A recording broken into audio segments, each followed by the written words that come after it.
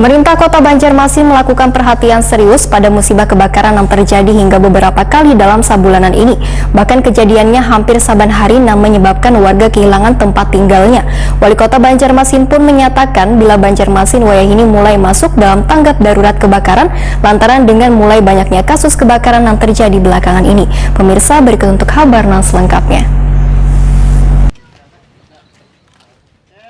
Pemerintah Kota Banjarmasin melakukan perhatian serius pada musibah kebakaran yang terjadi hingga beberapa kali dalam sebulanan ini.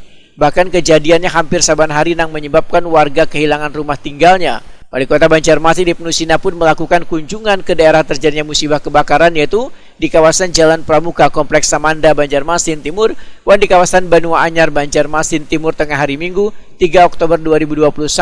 Dalam kunjungan ini diserahkan pula bantuan sembako dan duit untuk meringankan kebutuhan mereka.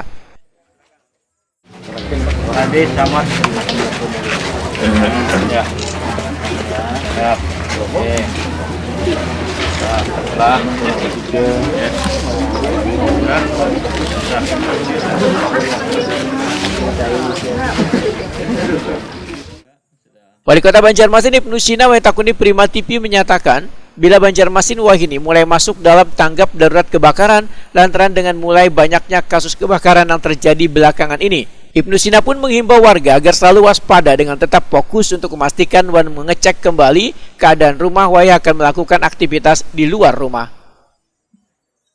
Ucapkan turut berduka atas musibah yang lagi-lagi terjadi kebakaran di Banjarmasin, terutama tadi malam di Kompleks Samanda ini.